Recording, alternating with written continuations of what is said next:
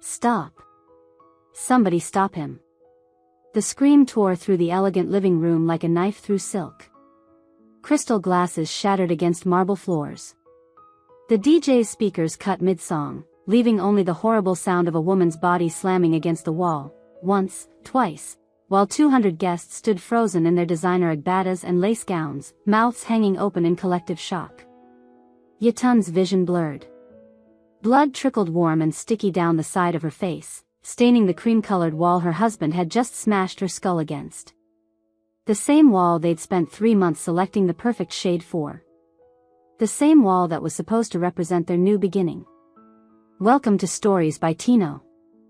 Thank you so much for being here and supporting this channel. We bring you real, raw stories that touch the heart. Before we dive deeper into Yitun's nightmare, please drop a comment and let us know where you're watching from, USA, Jamaica, UK, Nigeria. We love hearing from you. Now, back to the chaos. Kunal, please, Yitun's plea came out broken, desperate. Her knees buckled, but her husband's grip on her arm kept her upright. His fingers dug into her flesh like talons. Please what? Kunal's voice was a growl, his eyes bloodshot and wild. The expensive cologne he'd dabbed on just hours ago mixed sickeningly with the smell of whiskey on his breath. Please let you continue disrespecting me in my own house. In front of my guests? I only asked where you were. His palm connected with her cheek so hard the sound echoed. Someone gasped. A woman whimpered. But nobody moved. You only asked? Kunal yanked her closer, his spit flying into her face. You embarrassed me. Questioning me like I'm some small boy. Through her swimming vision, Yitun saw them, the guests who'd come to celebrate their new home in the prestigious Lekki Phase 1. The same people who'd been laughing and dancing 20 minutes ago were now staring with a mixture of horror and something worse. That uncomfortable look people get when they want to help but won't. That look that says this is not my business. Kunal's mother, Mama Ajayar, pushed through the crowd in her expensive purple asoabi, her heavy gold jewelry clanking. But instead of stopping her son, she grabbed Yitun's other arm. See what you've done, the older woman hissed, her perfectly drawn eyebrows furrowed in anger. You've ruined everything. This party cost us millions of naira. And you want to disgrace my son? But Mama, he... Shut up. Just shut your mouth. Mama Ajayar's grip tightened. You modern women don't know how to respect your husbands. You think because you contributed small money to this house that you can talk anyhow? Small money. The words landed like another slap. Yitun had sold her mother's land in Ibadan to help fund this house. She'd worked double shifts at the hospital for 2 years, saving every penny while Kunal spent his salary on drinks with friends. Small money. Everybody, please, one of Kunal's cousins, Damalola, stepped forward with his hands raised, trying to calm the situation. Let's not. Don't interfere in our family matter. Mama Ajayar snapped at him. But Damalola kept advancing, his face troubled. This is not right. Kunal, let her go. You're hurting. Am I talking to you? Kunal's free hand shot out, shoving Damalola backward. Is it your wife? The crowd stirred nervously. Some guests were quietly heading toward the door. Others pulled out their phones, not to call for help, Yitun realized with sick horror, but to record. This would be on social media before dawn. Her shame would be everywhere. Please, Yitun whispered, tasting blood in her mouth. The guests. I don't care about the guests. Kunal roared, and for a moment, she saw genuine madness in his eyes. This wasn't just anger. This was something deeper, something that had been building beneath his charming exterior for months. Maybe years. You think I worked this hard to be disrespected in my own house? His house. Not their house. The words hung in the air like poison. Security. Mama Ajayar called out, still gripping Yitun's arm. Come and escort this woman to a room so she can calm down and stop causing trouble. 2 security guards materialized from the corners of the room, their faces carefully blank. They'd been hired for the party, paid to keep things running smoothly. Now they were being asked to remove a bleeding woman from her own housewarming. But as they moved forward, another figure cut through the crowd. Uncle Tade. Yatund had noticed him earlier, standing alone by the balcony doors in his simple grey agbada, a glass of Chapman in his hand. He was Kunnal's uncle, his father's younger brother, the one Mama Ejire always complained about. Too quiet. Too serious. Too judgmental. Now, as Uncle Tade walked toward them, something in his measured steps made the entire room hold its breath. He wasn't rushing. Wasn't shouting. But somehow, his presence commanded attention more than all of Kunnal's violence had. Nobody, Uncle Tade said quietly, his voice cutting through the chaos like a blade, is leaving this room. The security guard stopped mid-step. Kunnal's grip on Yatund loosened slightly. Uncle, this is between me and my wife. No, Uncle Tade's eyes, dark and hard as river stones, fixed on his nephew. This stopped being between you and your wife the moment you put your hands on her in front of 200 witnesses. You don't understand, Mama Ejire started. I understand perfectly, Ejire. Uncle Tade turned his gaze to her, and even Kunnal's formidable mother seemed to shrink slightly. I've understood for a very long time. Much longer than any of you realize. Something in his tone made Yatund's stomach clench. This wasn't just about tonight. There was history here, layers of family secrets she could feel but not name. In the distance, sirens wailed. Someone had called the police. Uncle, please, Kunnal's voice took on a wheedling tone, the violence draining from him like water through sand now that authority had arrived. Let's handle this inside the family. You know how these things go. We can sort it out. Like your father sorted things out? Uncle Tade asked softly. The room went utterly still. Even Mama Ejire's mouth snapped shut. Kunnal's face drained of color. Don't what? Uncle Tade took another step closer. Don't tell the truth. Don't mention the things this family has spent 25 years trying to bury. The sirens grew louder. Car doors slammed outside. Yatund's head throbbed where it had connected with the wall. Blood still trickled down her temple, but she couldn't look away from Uncle Tade's face. There was something there, a terrible knowledge, a weight of years. Officers are coming, Uncle Tade continued, his voice steady and cold as steel. They will ask what happened here tonight. They will ask who saw. And he looked directly at Kunnal, will tell them everything. You wouldn't, Mama Ejire breathed, her painted face cracking with fear. Tade, we're family. Family. Uncle Tade repeated the word like it tasted bitter. Yes. Let's talk about family, Ejire. Let's talk about what you've turned this family into. Heavy footsteps echoed in the entrance hall. The police had arrived. Uncle Tade turned to Yatund then, really looked at her for the first time that evening. Something flickered in his stern face, not quite pity, but understanding. Recognition of pain met with pain. When I was your age, he said quietly, so only she could hear, I stood where you're standing now. I watched someone I loved being destroyed by this family's sickness, and I did nothing. I stayed silent. His jaw tightened. Never again. He reached into his agbada's inner pocket and pulled out something small, a flash drive on a silver keychain. The tiny device seemed to glow under the chandelier lights. Everything, Uncle Tade said, holding it up so Kunnal and his mother could see. Every conversation. Every plan. Every secret you thought was safely buried. He looked at Yatund again. Including what really happened the last 3 times he put his hands on you. Yatund's breath caught. The last 3 times. Times she'd hidden. Times she'd made excuses for. Times she'd worn long sleeves and dark glasses and lied to everyone including herself about how she'd gotten those bruises. How did he know? You've been spying on us? Kunnal's voice rose to a shriek. That's illegal.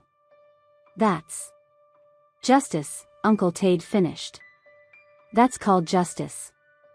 Four police officers entered the room, their uniforms crisp, their faces all business. The lead officer, a woman with sharp eyes and 3 stripes on her shoulder, surveyed the scene, the blood on the wall, the blood on Yatun's face, the expensive party decorations now seeming obscene against the violence they'd witnessed. "Who made the call?" the officer asked. "I did," Uncle Tade said. "My name is Tund Olatunji. I'm a witness to what happened here tonight, and I have evidence to support charges of assault and domestic violence." The room erupted. Guests who'd been edging toward the door now pushed forward, some shouting denials, others suddenly remembering they hadn't seen anything. They'd been in the bathroom, they'd been outside, they couldn't possibly testify. But Uncle Tade stood unmoved in the center of the storm, one hand holding the flash drive, the other now resting gently on Yatun's shoulder. "This woman," he said clearly, his voice cutting through the noise, "has been a victim of systematic abuse for 18 months. The attack tonight was witnessed by over 200 people in this room. And I have documentation that will prove this is not the first time, nor would it have been the last if we had all continued to look away." Mama Ejaire's face twisted. She lunged forward, her hand outstretched toward the flash drive. "That belongs to my family. You have no right." "I have every right," Uncle Tade said, stepping back smoothly, keeping the device out of her reach. "I funded 40% of this house construction. My money paid for these walls your son just used to assault his wife. I think that gives me plenty of rights." The number stunned the room into silence. 40%. Nobody had known. Yatun certainly hadn't known. She thought Uncle Tade was just another struggling relative, the kind Mama Ejaire always complained about needing handouts. "That's a lie," Kunnel shouted, but his voice cracked. "Is it?" Uncle Tade pulled a document from another pocket. He'd come prepared, Yatun realized. This wasn't spontaneous. This was planned. "Here's the bank transfer receipt. Here's the contract your mother signed. Here's..." "Enough." The lead police officer stepped between them, her voice sharp with authority. "We'll sort this out at the station." "Sir," she addressed Kunnel, "you need to come with us for questioning." "I'm not going anywhere." Kunnel backed toward the door. "This is my house. You can't." 2 officers moved to either side of him. One pulled out handcuffs. The sight of metal restraints seemed to break something in Mama Ejaire. She fell to her knees, her expensive lace bunching around her, her wig sliding slightly askew. "Please. Please, he's my only son. He made a mistake." The girl provoked him. "You know how these modern wives are." "Madam, stand up," the female officer said tiredly, as if she'd seen this scene 1,000 times before. "Your son is going to the station. If you want to help him, you can arrange a lawyer." But as the officers moved to put the handcuffs on Kunnel, Uncle Tade held up one hand. "Wait," he said. Everyone looked at him. "Before you take him," Uncle Tade continued, his face grave, "there's something else you need to know. Something that changes everything about this case." He turned to Yatund, and in his eyes, she saw a deep, ancient sorrow. "Something I should have spoken about 25 years ago." The flash drive seemed to pulse in his hand like a second heartbeat. "The violence in this house," Uncle Tade said slowly, each word weighted with meaning, "didn't begin tonight. And it didn't begin with Kunnel." Mama Ejaire went very still. "It began," Uncle Tade continued, his voice dropping to almost a whisper that somehow filled the entire room, "the day my brother, Kunnel's father, died under circumstances this family has lied about for a quarter century." Yatun's knees nearly gave out. The room spun. Uncle Tade looked directly at her, and when he spoke again, his words sent ice through her veins. "And the woman who knows exactly what happened that night, the woman who's been covering up murder for 25 years, is standing right there in that purple lace, pretending to be a victim." Every eye in the room turned to Mama Ejaire. The older woman's face had gone gray beneath her makeup. Her mouth opened and closed like a fish drowning in air. And Uncle Tade, still holding that damning flash drive, said the words that would crack this family open like an egg. Everything you need to destroy her is right here. Audio recordings. Video evidence. Witness testimonies I've been collecting since 1999. And Yutund, he turned to her fully now, I'm going to give it all to you. Because you deserve to know exactly what family you married into. You deserve to know why your husband learned to raise his hands against a woman. You deserve to know why I've spent 25 years waiting for this exact moment. He held out the flash drive to her. The question is, Uncle Tade said softly, are you strong enough to hear the truth? Yutund's hand shook as she reached out. The tiny device felt impossibly heavy, like it contained the weight of generations.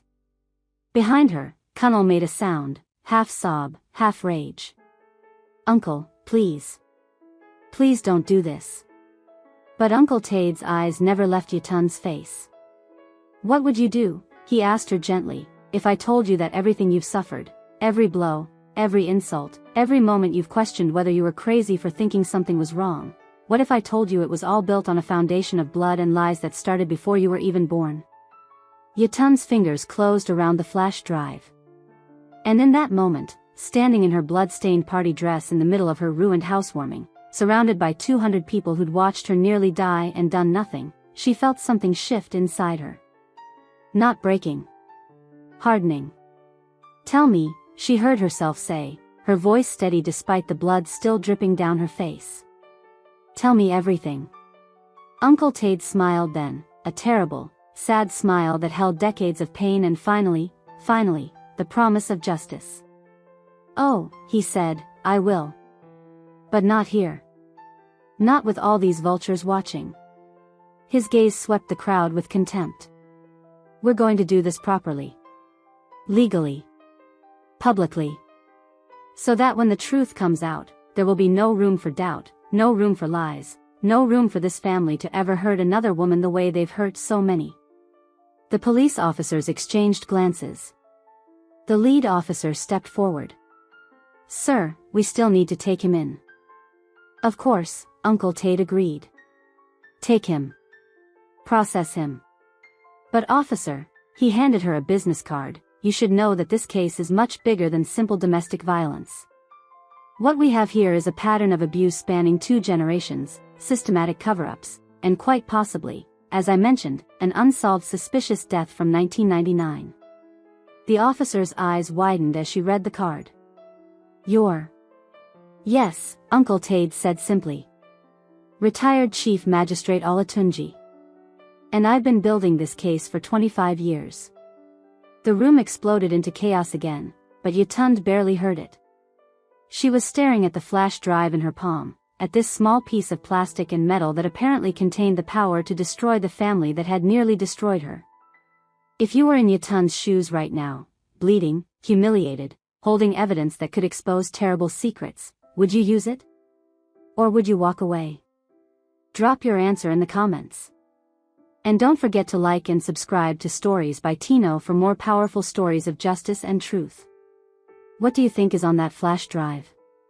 The police station smelled like old paperwork, sweat, and disinfectant that couldn't quite mask the underlying scent of desperation.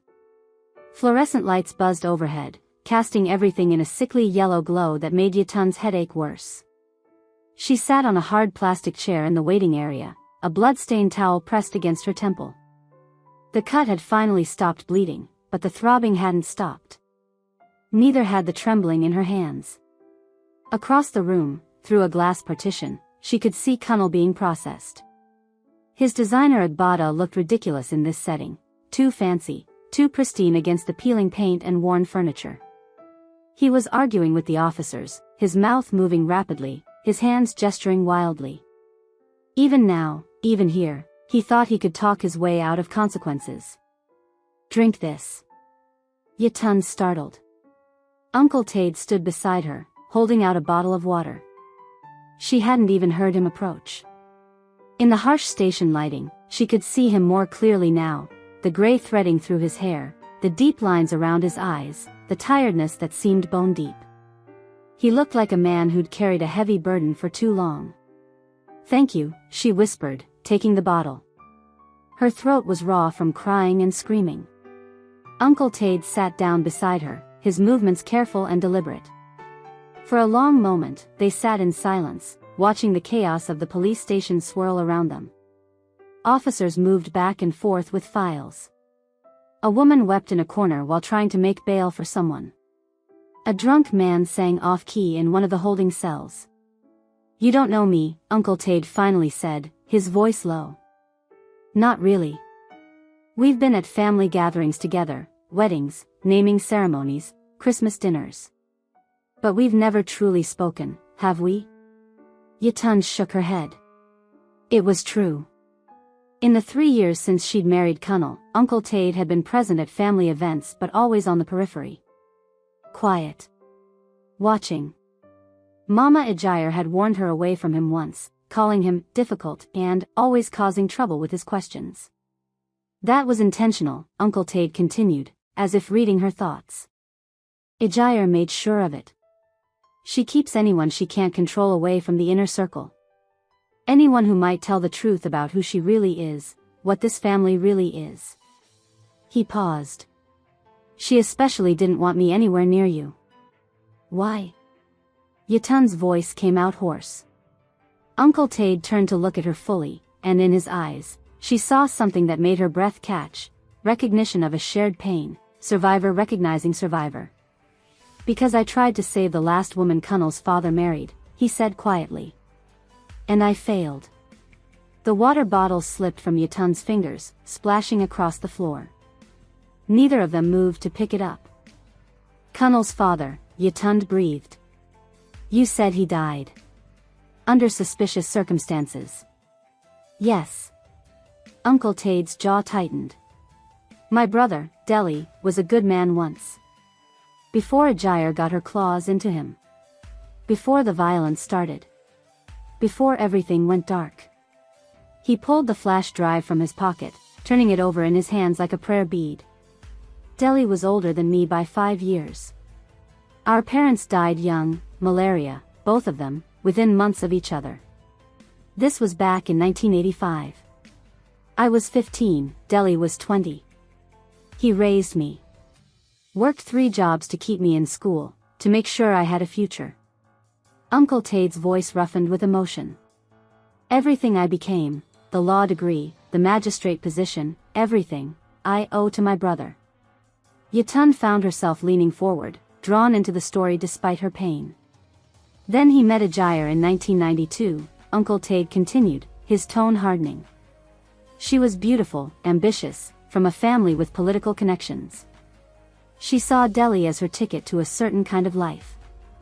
And Deli," he shook his head sadly, "Deli saw her as his reward for all those years of struggle. He thought he'd finally made it." "What happened?" Yatun whispered. "At first? Nothing. The first year of marriage was fine. Deli was happy. They had Kunnal in 1993, and for a while, it seemed perfect." Uncle Tade's fingers tightened around the flash drive. "Then Deli got promoted to regional manager at the bank where he worked. Good money, status, respect. And that's when I started noticing things." "What things?" "Bruises on Deli's arms. A black eye he claimed came from a fall. Burns on his hand that didn't match his explanation." Uncle Tade's voice dropped to barely above a whisper. "Deli was being abused by his wife. And nobody, not our relatives, not his friends, not even me at first, nobody believed it. Because how could a man be abused by a woman? How could strong, capable Deli be a victim?" Yatun's stomach churned. She'd never heard of such a thing, never imagined. "The police certainly didn't believe it," Uncle Tade continued bitterly. "The 2 times Deli tried to report it, they laughed at him. Called him weak. Asked what kind of man lets his wife control him. So he stopped trying to get help. He just endured." "But why?" Yatun asked. "Why would she?" "Control," Uncle Tade said simply. Ejire came from a family where power meant everything. Her father was a local politician who ruled his household with an iron fist. Her mother was vicious, manipulative. Ejire learned from the best how to dominate, how to break someone down until they can't imagine life without you, even when you're killing them slowly. He stood up abruptly, began pacing. I moved to Lagos in 1997, started my legal career. I didn't see Delhi as often, but when I did visit, I could see him deteriorating. He'd lost weight. Started drinking heavily. His spark was gone.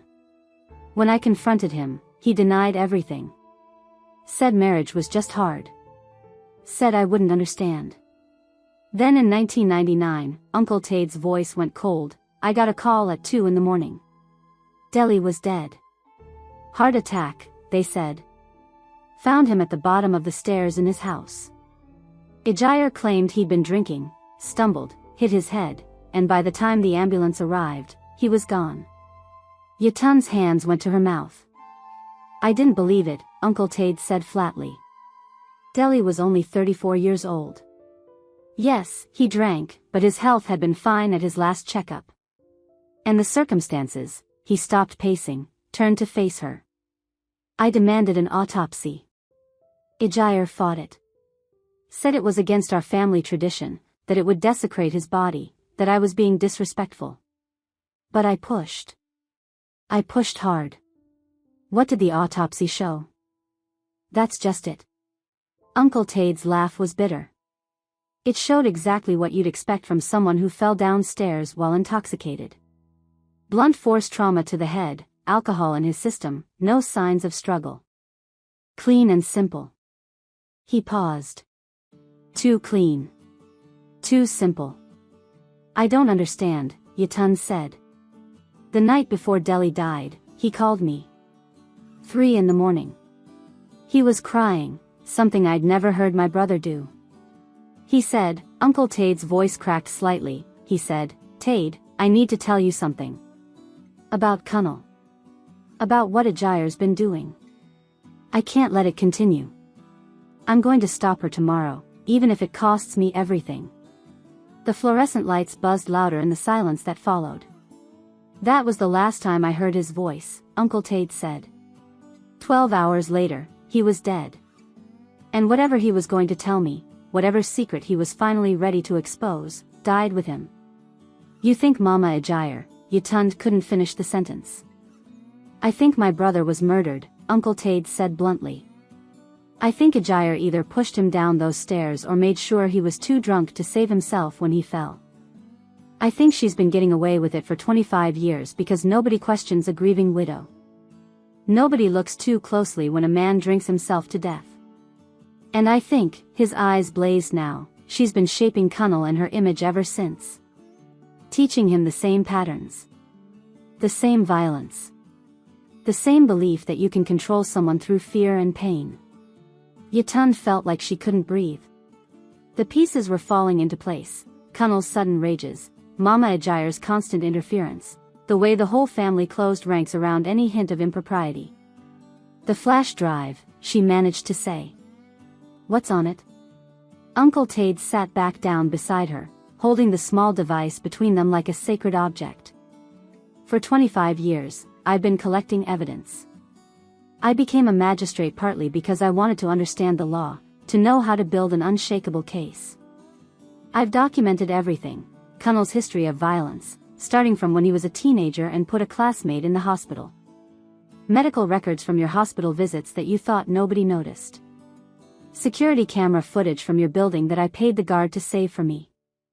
Audio recordings from devices I placed in Delhi's old study, which Ijayar still uses, where she plans her schemes. You've been spying on them for years? Yatund's voice rose slightly.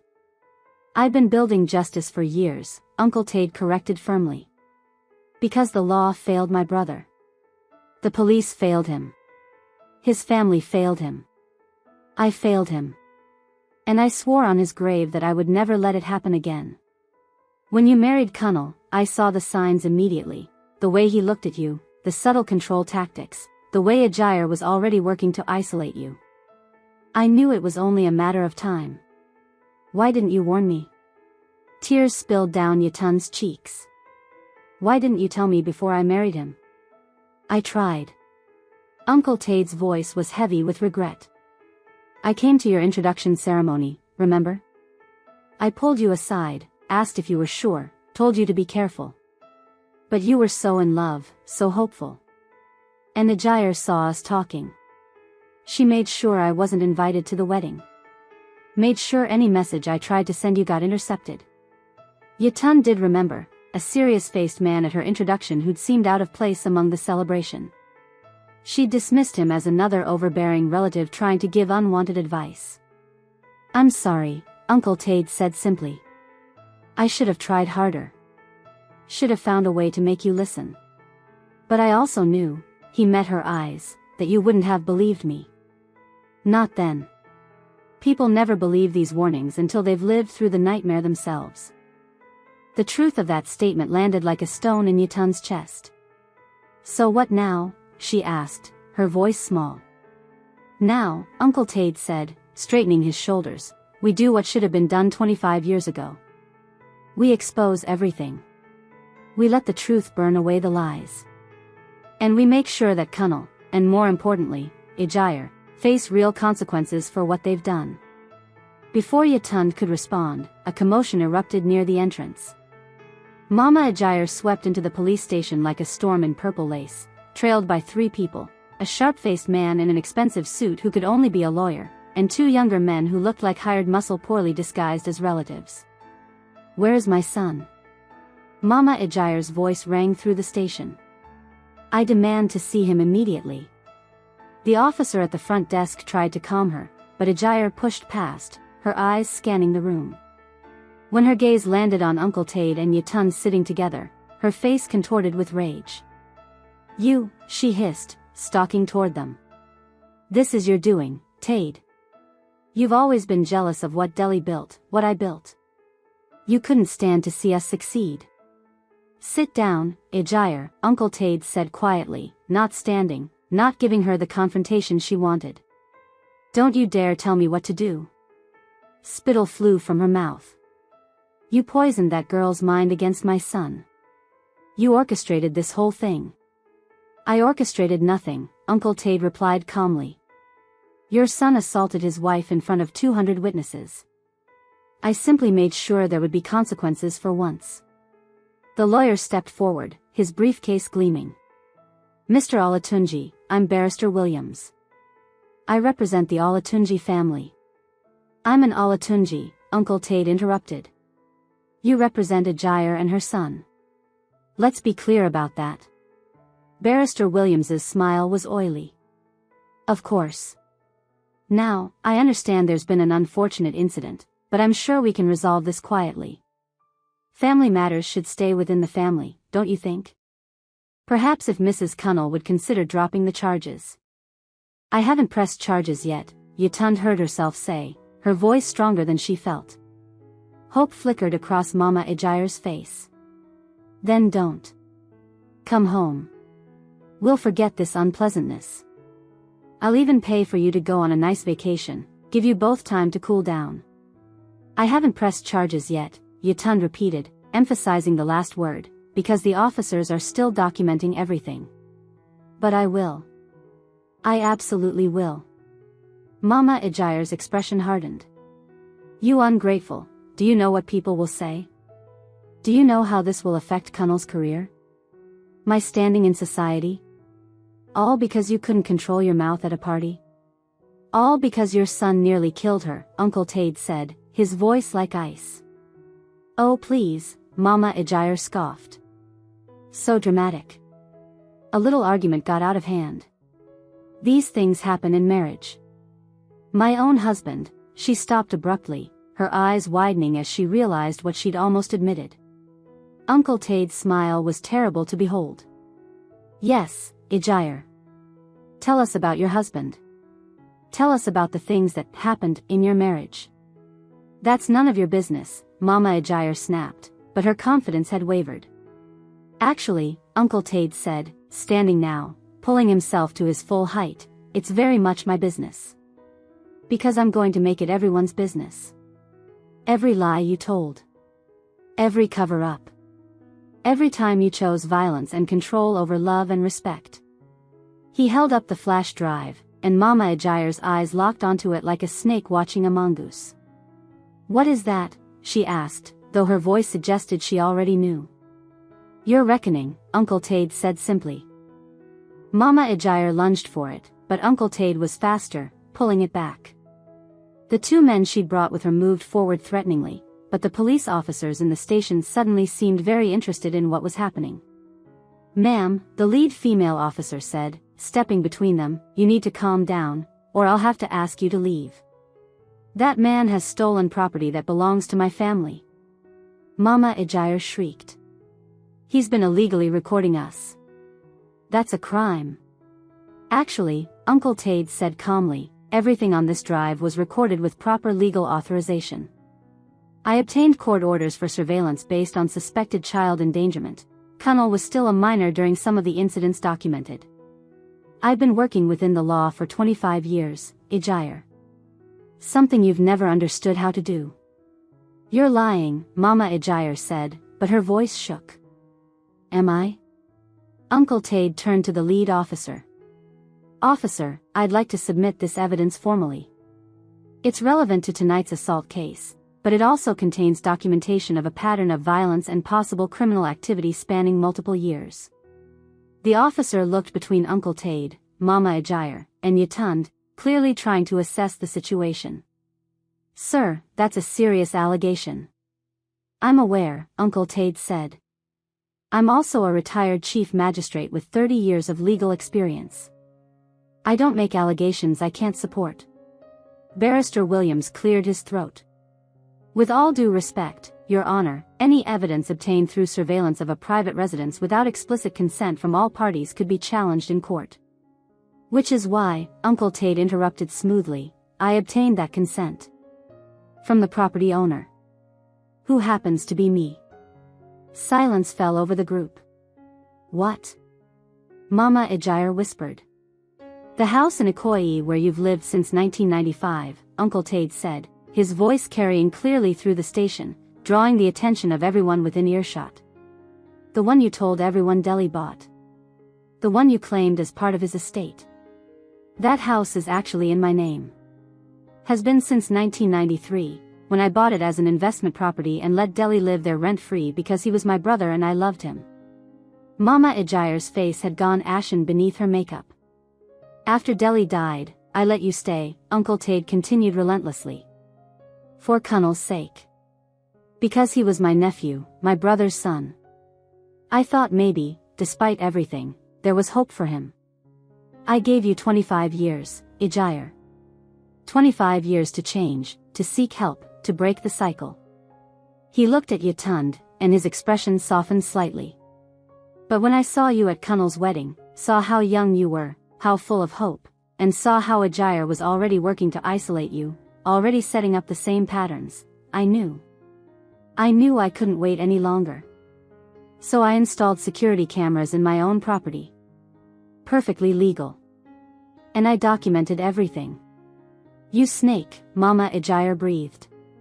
"You've been planning this for years. Waiting to destroy us." "No," Uncle Tade said firmly. "I've been waiting for you to destroy yourselves. And tonight, you finally did it publicly enough that I could act."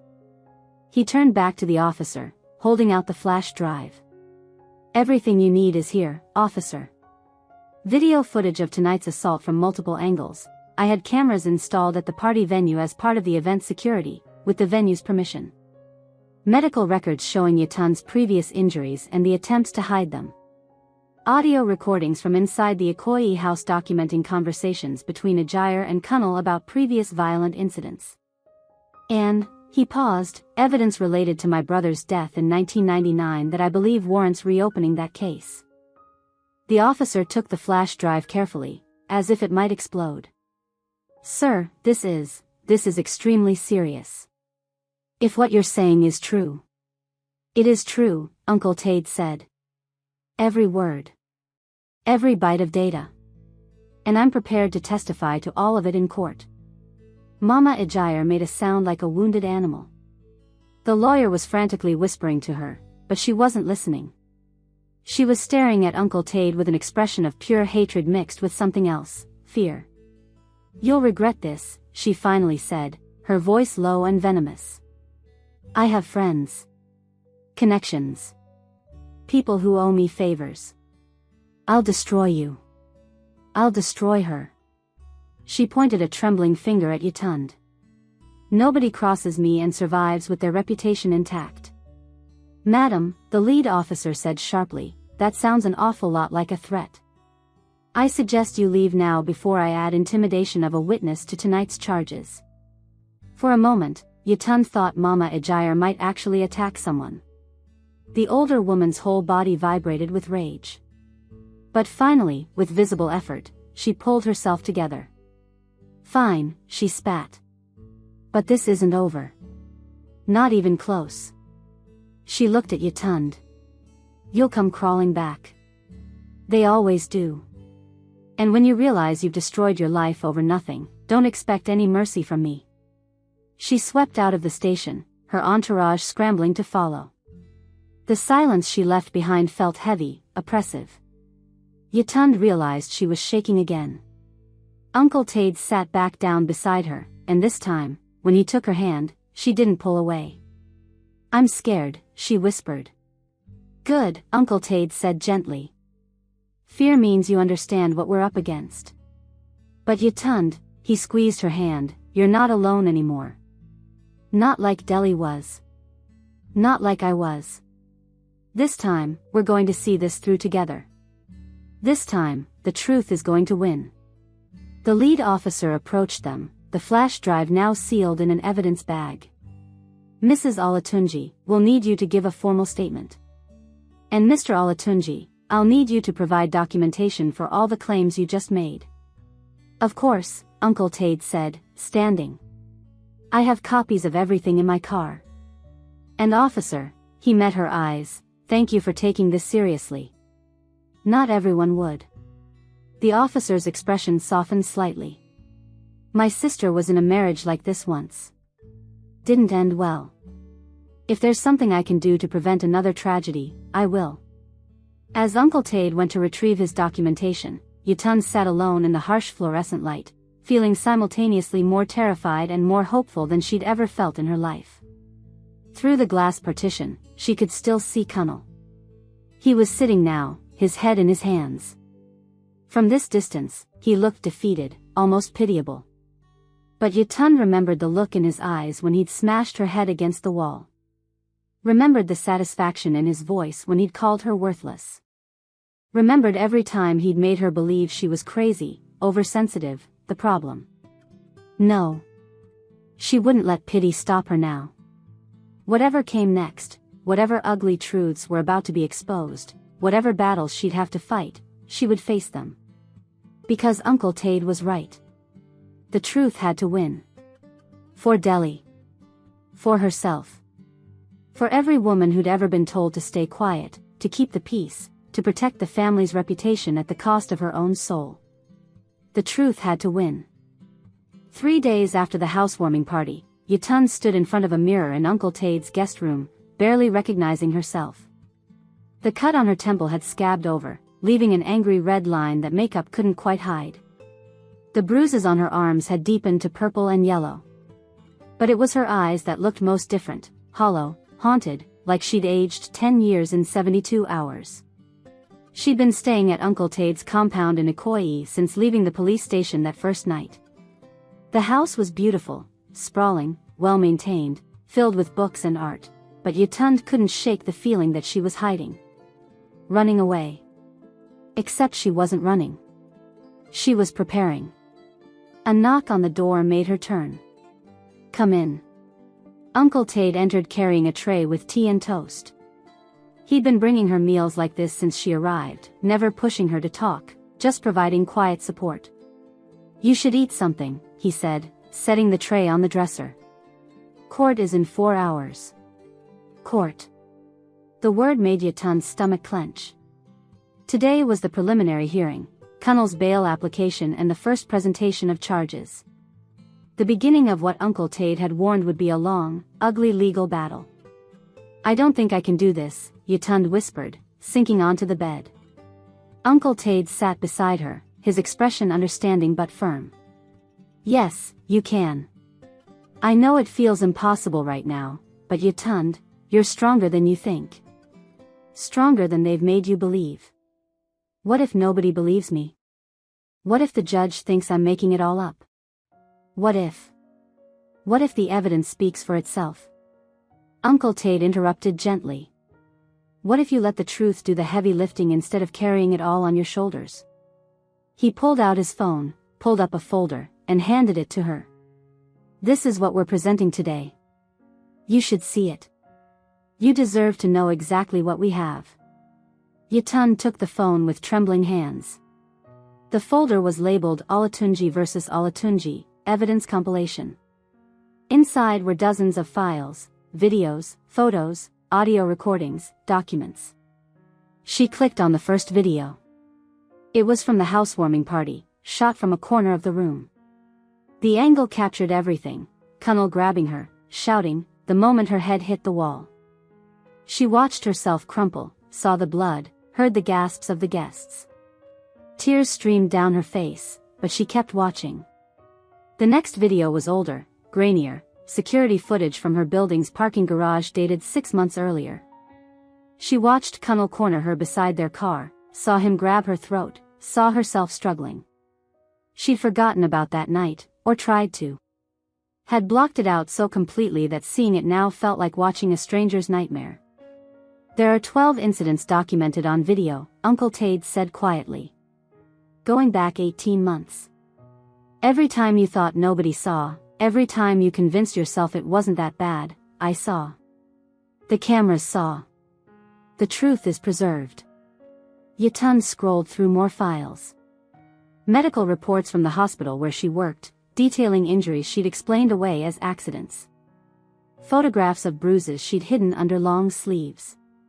Text messages between Kunnel and his mother, casually discussing, keeping her in line, and teaching her respect.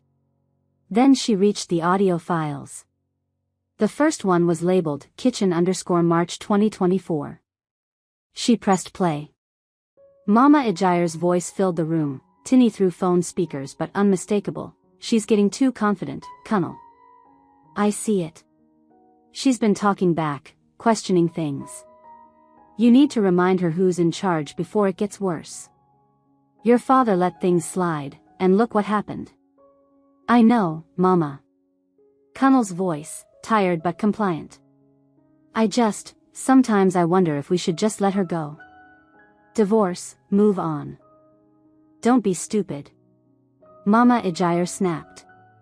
She knows too much now.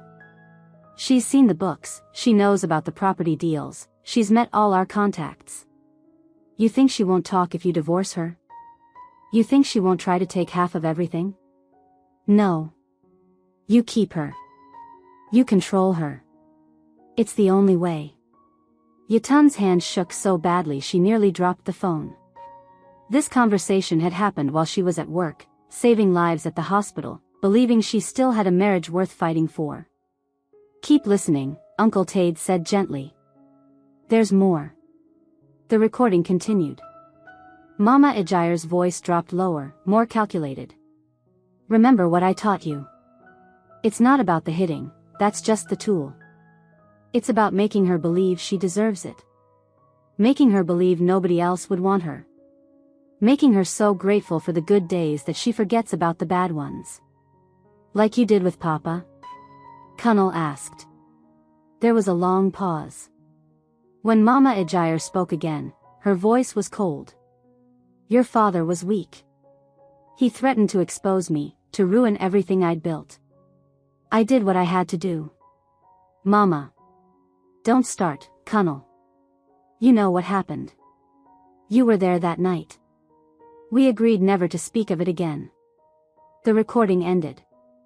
Yutund looked up at Uncle Tate, her face pale. She's admitting. To murder, Uncle Tate finished, his voice heavy. Or at least to being complicit in Deli's death.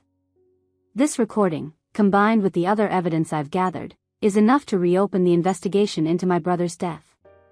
But Kunnel was just 6 years old when his father died, Yutund said, trying to process. How could he have been there? How could he? Children remember more than we think, Uncle Tate said. And children raised in violence learn to normalize it, to become part of it. Kunnal has been shaped by a gyre his entire life. That doesn't excuse what he's done to you, but it explains it. Yatund handed the phone back, feeling sick. There's so much. How did you get all of this? Patience, Uncle Tate said simply. 25 years of patience. I knew that if I waited, if I watched carefully enough, Ijaya would eventually incriminate herself. People who believe they're untouchable always do. They get careless. Arrogant. He stood, walked to the window overlooking the compound's garden. The house in Ikoyi, the one they live in, I've had it under surveillance for years. Audio devices in the kitchen, the living room, Delhi's old study. All legal, all documented with proper authorization because it's my property. Every conversation, every plan, every moment they thought they were safe, preserved. Yatund searched for words, that's incredibly strategic. It's justice delayed, Uncle Tate corrected. Justice I should have pursued 25 years ago. But I was younger then, less sure of myself. Less willing to go against family. By the time I had the courage and resources to act, I decided to do it right. To build a case so airtight that no lawyer, no family connection, no bribe could make it disappear. He turned back to face her. And then you married Kunnal. And I knew I couldn't wait any longer. Because if I did, I'd be standing at another funeral, giving another eulogy, carrying another lifetime of regret. The weight of his words settled over Yatund like a blanket. This man, this near stranger, had been protecting her before she even knew she needed protection. Why? She asked. Why go to such lengths for me? You barely knew me. Uncle Tate's smile was sad. Because you remind me of someone. Someone I loved very much, who married into this family and paid a terrible price. Kunnal's father? Your brother? No, Uncle Tate walked back to the bed, sat down again. Her name was Folake. She was Delhi's first wife, Kunnal's mother before Ijaya. Yatund's breath caught. Kunnal had another mother? He was 2 years old when Folake died, Uncle Tate said softly. Too young to remember her. Ijaya made sure all photos were destroyed, all records erased. She wanted to be the only mother in the story. What happened to Folake? Uncle Tate's hands clenched into fists. Officially? Complications from a miscarriage. She bled out at home before the ambulance arrived. He paused. Unofficially? Ijaya was alone with her when it happened. The doctors said the bleeding could have been stopped if help had been called sooner. If someone had applied basic first aid. If someone had cared enough to try. Horror washed over Yatund in cold waves. You think Mama Ijaya let her die? I think Folake was pregnant with Delhi's second child. I think Ijaya, who'd been having an affair with Delhi while he was still married to his first wife, saw an opportunity. I think she watched that woman bleed out, waited until it was too late, then called for help and played the devastated friend. Uncle Tate's voice cracked with old grief. Folake was my friend. We'd grown up in the same neighborhood. When she married Delhi, I was happy, two people I loved, building a life together. Then Ijaya came along like poison in honey, and everything rotted from the inside. Why didn't you say something? Report her? I had no proof, Uncle Tate said bitterly. Just suspicions, gut feelings, the knowledge that Folake was terrified of Ijaya in those final months. But suspicions aren't evidence. Feelings aren't testimony. So Ijaya got away with it. Married Delhi 6 months after Folake's death. Took over raising Kunnal. Rewrote history. He looked at Yatund with fierce intensity. I won't let that happen again. I won't let another woman die because I stayed silent. That's why I've built this case. That's why I'm willing to destroy my own family's reputation. Because some things matter more than peace. Some things matter more than keeping secrets. A knock on the door interrupted them. One of Uncle Tate's house staff, a woman named Bimp, poked her head in. Sir, there are people at the gate. They say they're from the family. They want to speak with. She glanced at Yatun nervously, with the madam. Uncle Tade's expression hardened. Tell them we're not receiving visitors. Sir, they say if you don't let them in, they'll make a scene. They're already shouting, attracting attention from the neighbors. Yatun stood up. Let them in. I'm tired of hiding. Yatun. No, she said firmly, surprised by the strength in her own voice. If we're going to court today, if we're going to expose everything, then I need to face them. I need to stop being afraid. Uncle Tade studied her for a long moment, then nodded. Very well. But we receive them in the living room, with Bimp and my security present. And I'm recording everything. 10 minutes later, Yatun sat on a leather sofa in Uncle Tade's spacious living room, her hands folded in her lap to stop them from shaking. Uncle Tade sat beside her, his phone discreetly recording on the coffee table. 2 security guards stood by the doors. The visitors were shown in. Mama Ajayer entered first, dressed in black like she was in mourning. Behind her came Barrister Williams and 3 women Yatun recognized, Kunnel's aunts from his father's side, women who'd always treated her with polite distance. Yatun, Mama Ajayer said, her voice dripping with false warmth. My dear daughter. How are you feeling? We've been so worried. Don't, Yatun said quietly. Don't pretend to care now. Mama Ajayer's smile faltered. She sat down across from them, uninvited. The aunts remained standing, looking uncomfortable. I came to talk sense into you before you make a terrible mistake, Mama Ajayer continued. This court case, it's madness.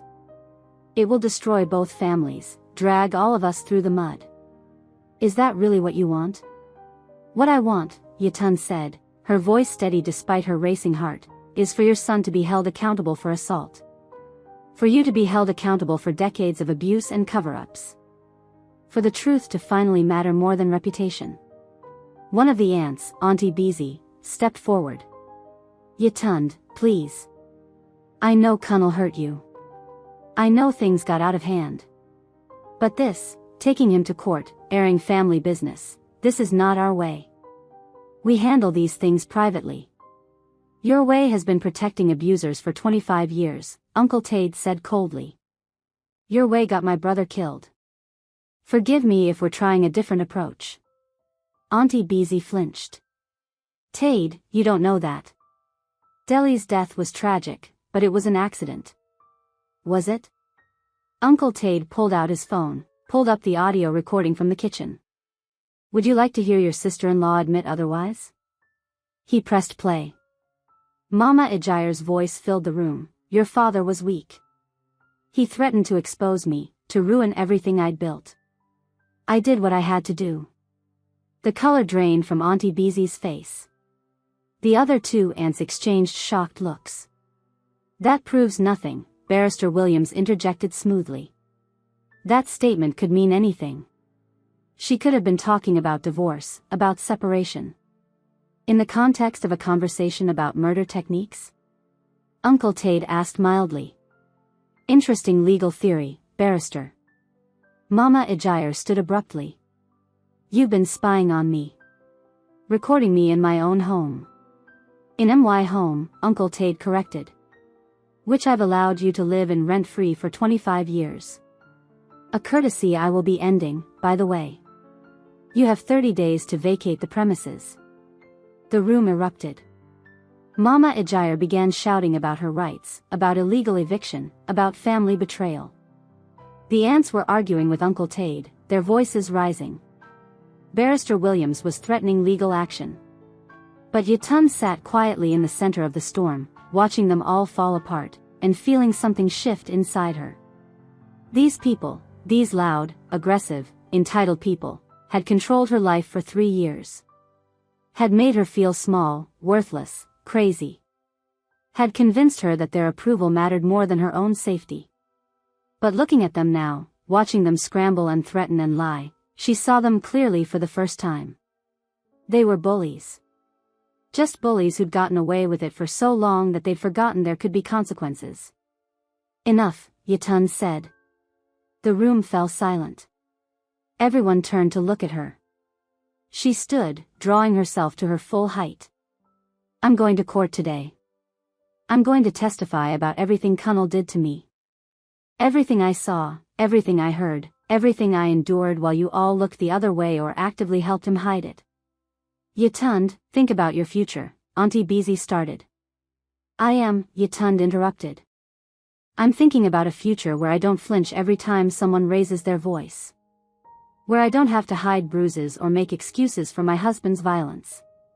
Where I can look at myself in the mirror without hating what I see. She turned to Mama Ejire. You asked if this is what I want. Yes. I want justice.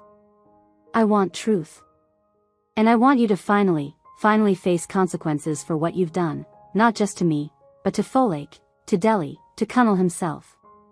You've poisoned 3 generations of this family. It ends now. Mama Ejire's face twisted with rage. You ungrateful bitch. I took you into my family. You took me into a nightmare, Yatund corrected. But I'm waking up now. She looked at the ants. If you want to help, really help, then come to court today and tell the truth. Testify about what you've seen, what you've known, what you've covered up. Be brave for once instead of complicit. Auntie Beezy's eyes filled with tears, but she said nothing. Thought so, Yatun said quietly. She turned to Uncle Tade. We should get ready for court. As they moved toward the door, Mama Ejire called out, her voice venomous. You'll regret this. Both of you. I have friends in high places. Judges who owe me favors. Police commissioners I've helped. You think one flash drive and some recordings will be enough? You have no idea who you're dealing with. Uncle Tade paused at the door, looked back. Actually, Ejire, I do know who I'm dealing with. I've known for 25 years. The question is, do you know who you're dealing with now? He smiled, and it was a terrible thing to witness. I'm not the powerless young lawyer I was when Delhi died. I've spent a quarter-century building connections of my own. Judges I've mentored. Police commissioners I've worked cases with. Politicians who respect the rule of law. And unlike you, my connections are based on integrity, not blackmail and bribes. He held up his phone. This conversation, by the way, has been recorded and automatically uploaded to my legal team. So your threat just now, about using corrupt officials to interfere with justice, that's witness intimidation, obstruction of justice, and possibly conspiracy. Shall I add those charges to today's filing? Mama Ejire's mouth opened and closed, no sound emerging. That's what I thought, Uncle Tade said. Bimp, please show our guests out. And make sure security logs their vehicle information. I have a feeling we'll need it for the restraining order we're filing this afternoon. As the visitors were ushered out, still sputtering protests, Yatun felt something she hadn't felt in 3 years. Power. Not over anyone else. Not the toxic, violent power that Mama Ejire wielded or that Kunal had tried to beat into her. But power over her own life. Her own choices. Her own story. Ready? Uncle Tade asked, offering her his arm. Yatun took it, straightened her shoulders, and walked toward the door. Toward court. Toward truth. Yes, she said. I'm ready. What would you do if your entire family turned against you for seeking justice? Would you back down to keep the peace, or would you fight no matter the cost? Drop your answer in the comments below. We love hearing from you. And if this story is keeping you on the edge of your seat, don't forget to like this video, subscribe to Stories by Tino, and hit that notification bell so you never miss a chapter. We're just getting started, and trust me, you do not want to miss what happens in that courtroom. Share this with someone who needs to hear this story, someone who needs to know that seeking justice is never wrong, no matter what anyone says. Let's build a community of people who refuse to stay silent. Where are you watching from? USA? UK? Jamaica? Nigeria? Drop your location in the comments. And tell us, Do you think Uncle Tade's evidence will be enough to take down Mama Ajair? Or does she have tricks up her sleeve we haven't seen yet? Comment below. The Lagos High Court building loomed before them, its colonial-era architecture imposing against the morning sky. Yatund had driven past this building countless times on her way to work, never imagining she'd one day walk through its doors as a plaintiff in a domestic violence case. News vans were already parked outside. Somehow, word had leaked. Reporters clustered near the entrance, cameras ready, microphones poised. Yatund's stomach dropped. How did they find out? She whispered to Uncle Tade as their car pulled into the secured parking area. Uncle Tade's expression was grim. Ajair. She's trying to control the narrative, turn public opinion against you before the facts come out. As they exited the vehicle, flanked by Uncle Tade's security team, a wall of noise hit them. Reporters shouted questions, cameras flashed, people pressed forward despite the security barriers. Mrs. Olatunji. Is it true you're seeking millions in damages? Are you trying to destroy your husband's political career? Sources say you were having an affair. Is this revenge? Yatund stumbled, but Uncle Tade's firm grip on her elbow kept her upright. Don't respond, he murmured. Let them shout. The truth comes out in the courtroom, not on the courthouse steps. They pushed through the crowd and into the building's relative quiet. The marble floors echoed with footsteps, the high ceiling swallowing sound. Court officials moved purposefully through hallways, carrying files and folders. Courtroom 3B, Uncle Tade said, checking his phone. Judge Adeyemi presiding. Yatund's lawyer, a sharp-eyed woman named Barrister Ngozi Okoro who Uncle Tade had recommended, met them outside the courtroom. She was younger than Yatund expected, maybe 40, with natural hair pulled back in a neat bun and eyes that missed nothing. They're already inside, Barrister Okoro said without preamble. Full family contingent. They've hired Barrister Taiwo. He's good, expensive, and absolutely ruthless. He'll try to paint you as vindictive, hysterical, gold-digging.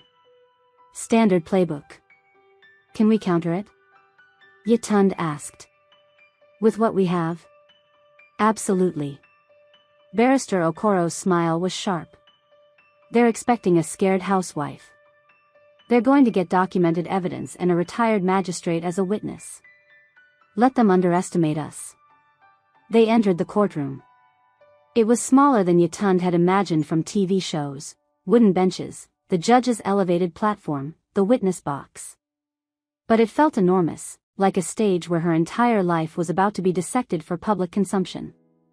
Kunal sat at the defense table with Barrister Taiwo, a heavy-set man in an expensive suit.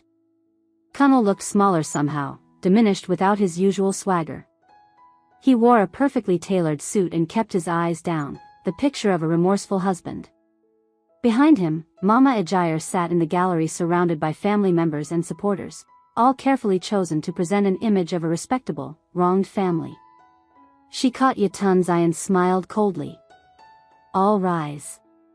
Judge Adeyemi entered, a woman in her 60s with silver-streaked hair and an expression that suggested she'd seen every lie, every manipulation, every legal trick in the book and was impressed by none of them. Be seated, Judge Adeyemi said, her voice crisp. Case number HCL/2024/0847. Yatund Olatunji vs. Kunal Olatunji.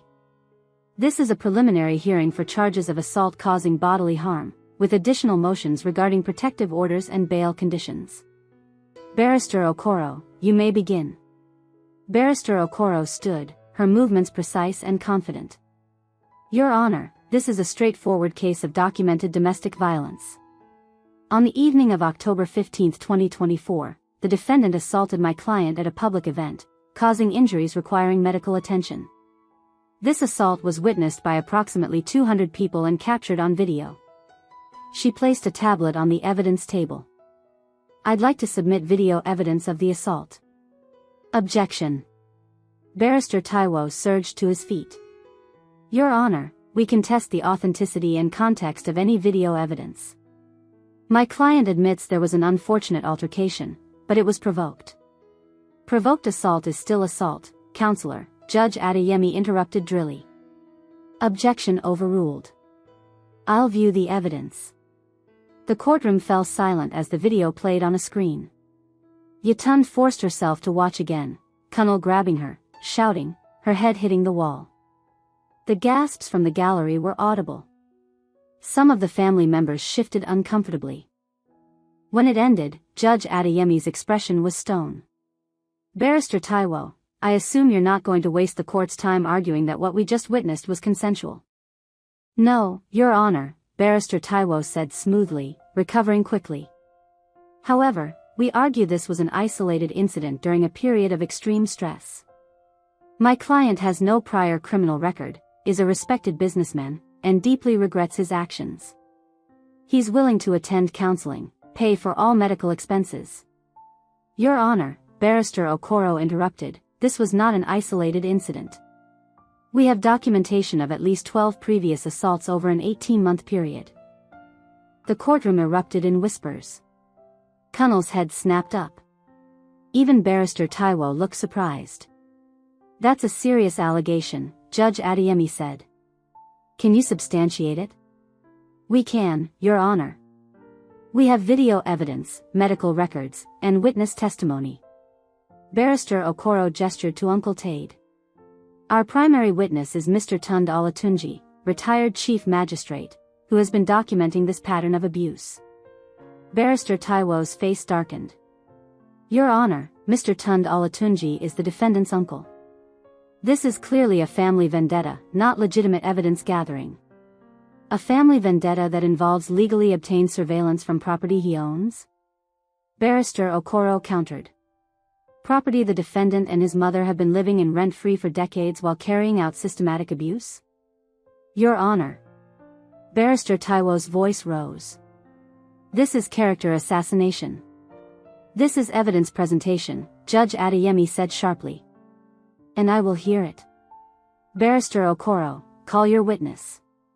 Uncle Tade stood and walked to the witness box with measured dignity.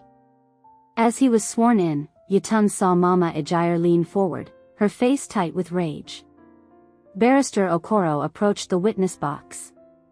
Mr. Olatunji, please state your relationship to the parties involved. Kunal Olatunji is my nephew, Uncle Tade said clearly. His father, Deli Olatunji, was my older brother. The plaintiff, Yatund, is my nephew's wife. And what is your professional background? I served as a magistrate for 30 years before retiring in 2020. Before that, I practiced criminal and family law for 15 years. So you're familiar with evidence collection procedures, chain of custody, and legal surveillance requirements? Intimately familiar, yes. Barrister Okoro nodded. Mr. Olatunji, can you explain how you came to document the defendant's violent behavior? Uncle Tade took a breath, and when he spoke, his voice carried the weight of years of pain. 25 years ago, my brother died under suspicious circumstances. His widow, Mrs. Ejire Olatunji, the defendant's mother, claimed it was an accident, but I had reasons to believe otherwise. As a legal professional, I knew suspicions weren't enough. I needed evidence. So you began surveillance? Not immediately. First, I secured ownership documentation for the property where my brother's family resided, property I had purchased and allowed them to use. Then, 5 years ago, when concerns arose about potential child welfare issues, I obtained court authorization to install security monitoring in the property. Everything was done legally, with proper documentation. And what did this monitoring reveal? Uncle Tade's gaze shifted to Kunal, who seemed to shrink in his seat. A pattern of violence, manipulation, and abuse spanning multiple years. The defendant learned these behaviors from his mother, who exhibited the same patterns with my brother before his death. Objection. Barrister Taiwo shouted. The witness is speculating about events from decades ago.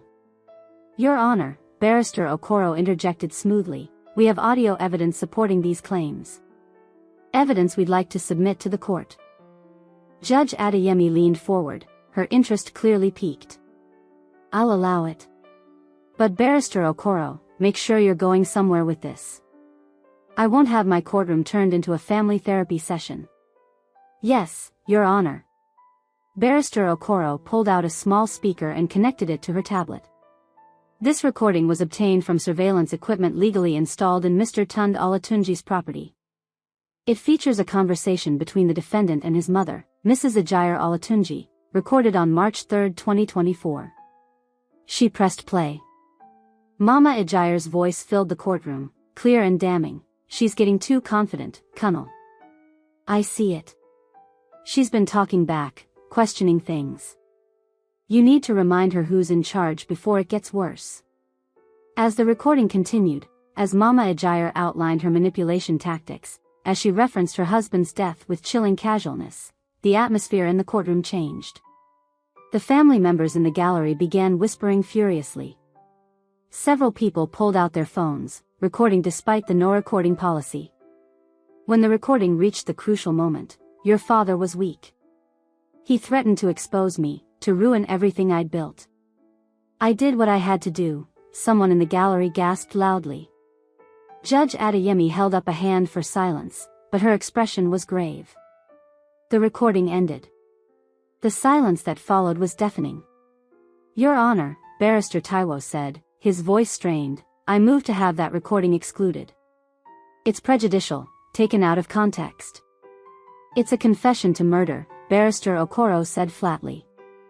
"And it establishes the pattern of violence that the defendant learned and perpetuated."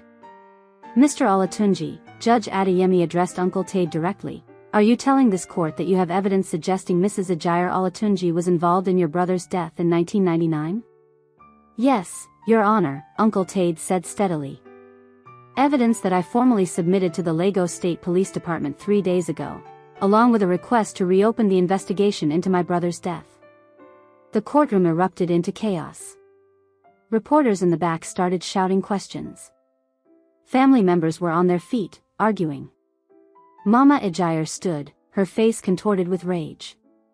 "Lies," she screamed. "All lies.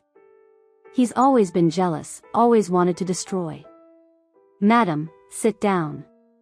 Judge Adeyemi's voice cracked like a whip. "Bailiff, if she cannot control herself, remove her from the courtroom." A bailiff moved toward Mama Ajayi, who finally sat, though she continued to glare daggers at Uncle Tade. Judge Adeyemi turned back to the lawyers. "This is highly irregular. Barrister Okoro, while the historical allegations are certainly disturbing, they're not directly relevant to the current assault charges. They establish pattern and motive, Your Honor," Barrister Okoro argued. "They show that the defendant was raised in an environment of violence and manipulation, that this behavior has been systematically covered up by his family, and that without intervention, it will continue." "Your Honor, may I continue my testimony?" Uncle Tade asked. Judge Adeyemi nodded. "Proceed. But keep it relevant to the current case." Uncle Tade turned slightly to address the entire courtroom. The surveillance didn't just capture conversations. It captured incidents. On January 12, 2024, the defendant struck Mrs. Tunde Olatunji during an argument about finances. On February 8, he pushed her down a flight of stairs. On March 20, "We have video of all of these incidents," Barrister Okoro added, holding up another tablet. 12 documented assaults over 18 months. Each one escalating in severity. Each one followed by threats, apologies, and promises to change that never materialized. Barrister Taiwo was on his feet again. "Your Honor, even if we accept these recordings as legitimate, which we don't, my client has been living in a hostile environment, under illegal surveillance, with his privacy violated. He was living in my property," Uncle Tade said, his voice rising for the first time. "Property he has no legal claim to. Property where he and his mother have been protected and supported while they perpetrated abuse. I had every legal right to monitor what happened in my own house." Judge Adeyemi held up her hand again. "Enough. I'll review all video evidence in chambers." For now, she looked at Colonel, who seemed to be trying to disappear into his chair. "I'm denying bail. The defendant will remain in custody until trial." "Your Honor," Barrister Taiwo protested. "That's excessive. My client is not a flight risk. Your client assaulted his wife in front of 200 witnesses, Judge Adeyemi said coldly. And we've just heard evidence of at least 11 prior incidents. I'm not convinced he won't reoffend if released. Bail denied. Kunnal's face went pale. In the gallery, several family members began to weep, whether from genuine emotion or performance, Yetund couldn't tell. Furthermore, Judge Adeyemi continued, I'm issuing a protective order. The defendant is to have no contact with Mrs. Yetund Olatunji directly or through third parties. Any violation will result in additional charges. She looked at Mama Ejire. That includes you, Mrs. Ejire Olatunji. No contact, no intermediaries, no social media posts. Am I clear? Mama Ejire's mouth was a thin, furious line, but she nodded. Good. We'll reconvene in 2 weeks for. The courtroom doors burst open. A tall man in a police uniform, 3 stars on his shoulder identifying him as a senior officer, strode in, followed by 4 other officers. Your Honor, the man said, his voice carrying authority. I apologize for the interruption. I'm Deputy Commissioner Alyamide. I'm here regarding Mrs. Ejire Olatunji. Every eye in the courtroom turned to Mama Ejire, whose face had gone from red with rage to gray with fear. Deputy Commissioner, Judge Adeyemi said, clearly trying to maintain control of her courtroom, this is highly unusual. I understand, Your Honor. But we've just finished reviewing evidence submitted by Mr. Tund Olatunji regarding the death of Deli Olatunji in 1999. Based on that evidence, combined with forensic re-examination of the original autopsy report, we have sufficient cause to make an arrest. He turned to face Mama Ejire directly. Mrs. Ejire Olatunji, you're under arrest for suspicion of murder in the death of Deli Olatunji, and for conspiracy to obstruct justice. You have the right to remain silent. The courtroom exploded.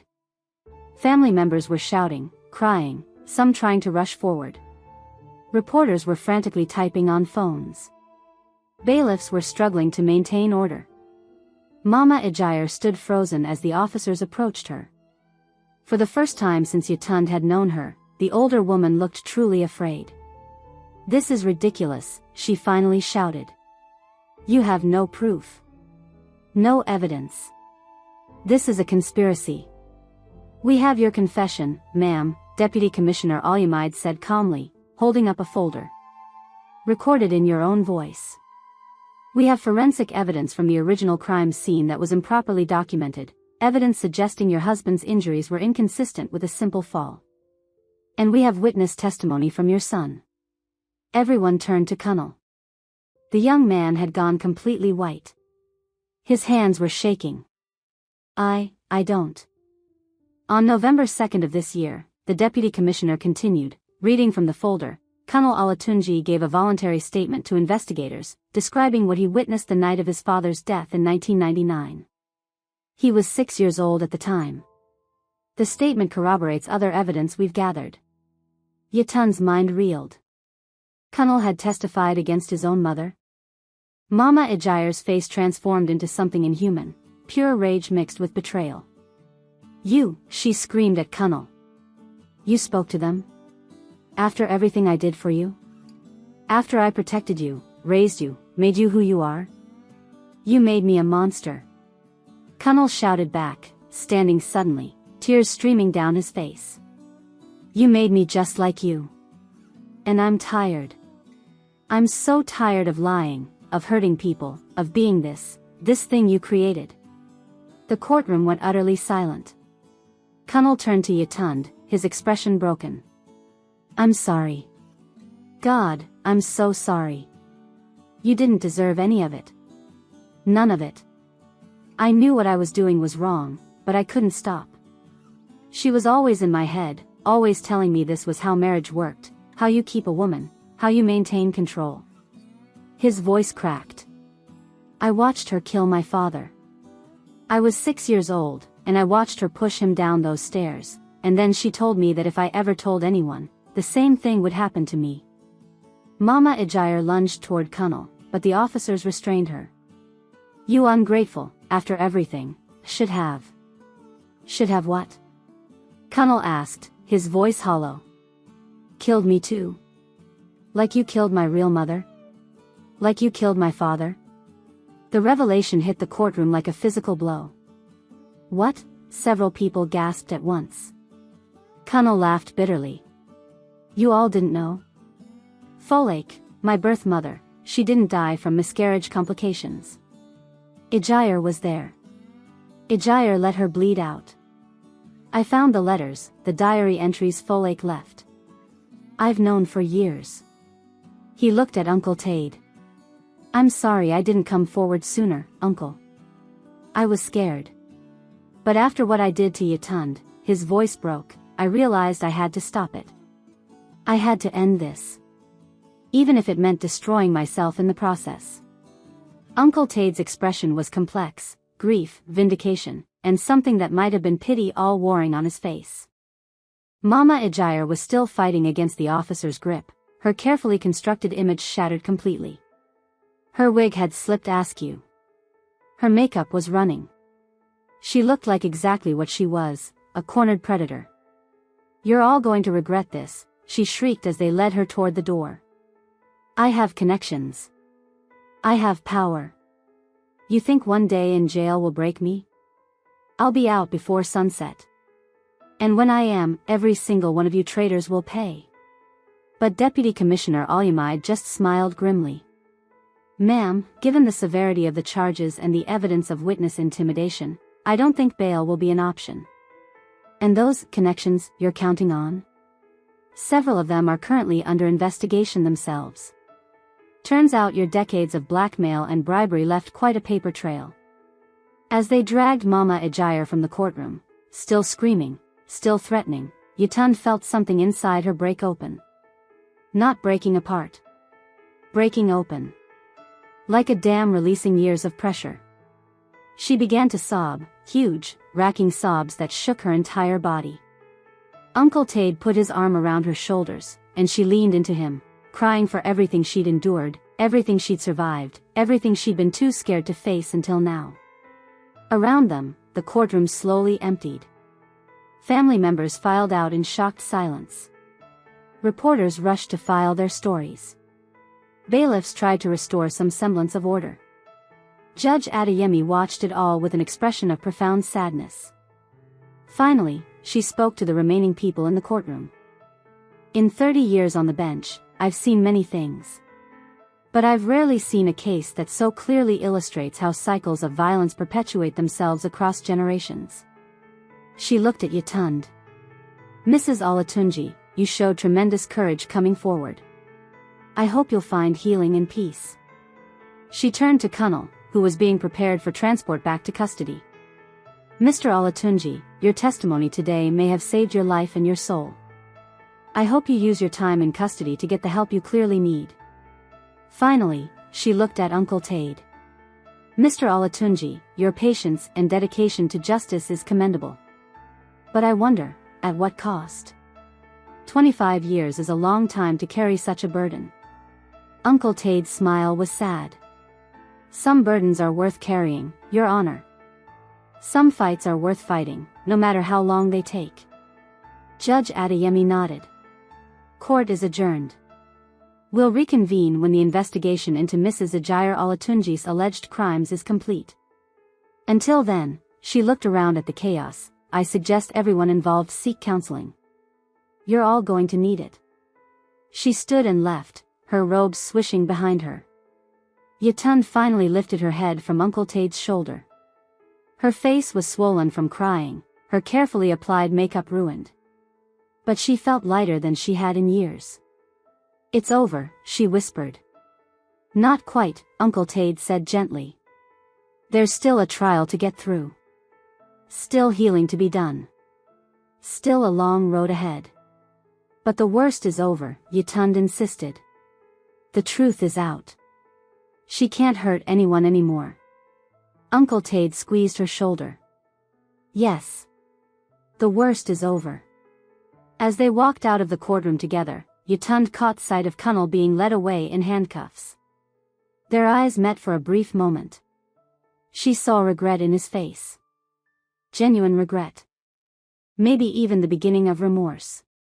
But she also saw the damage, the years of manipulation, the violence learned at his mother's knee, the psychological scars that would take years, maybe a lifetime, to heal. He mouthed something that might have been sorry or might have been goodbye. Yatund nodded once, acknowledgement, not forgiveness, and turned away. Outside, the crowd of reporters had grown. But this time, when they shouted their questions, Yatund didn't flinch. "Mrs. Olatunji, how do you feel about the arrest? Do you forgive your husband? What's next for you?" Barrister Okoro stepped forward to handle the press, but Yatund touched her arm. "I want to say something." She approached the microphones, Uncle Tade steady beside her. "My name is Yatund Olatunji," she said, her voice stronger than she expected. 3 days ago, my husband assaulted me at our housewarming party. It wasn't the first time. It wasn't even the 12th time. For 18 months, I lived in fear, made excuses, and believed I was the problem. The cameras flashed, but she kept going. Today, I learned that this violence didn't start with me. It didn't even start with my husband. It began generations ago, with secrets and lies and abuse that everyone knew about but nobody wanted to address. She paused. That ends now. Not just for me, but for every woman who's been told to keep quiet, to protect the family's reputation, to endure for the sake of peace. She looked directly into the camera. If you're in a situation like I was, if someone is hurting you and telling you it's love, if your family is protecting your abuser instead of you, if you feel crazy and alone, please know that you're not. There are people who will believe you. There is help available. And there is life after abuse. Her voice softened. It took me 3 years and almost dying to learn that. I hope it doesn't take you that long. She stepped back from the microphones, and Uncle Tade guided her toward their waiting car. As they drove away from the courthouse, away from the cameras and chaos, Yatund looked back one last time at the building where her life had changed. "Thank you," she said to Uncle Tade. "For everything.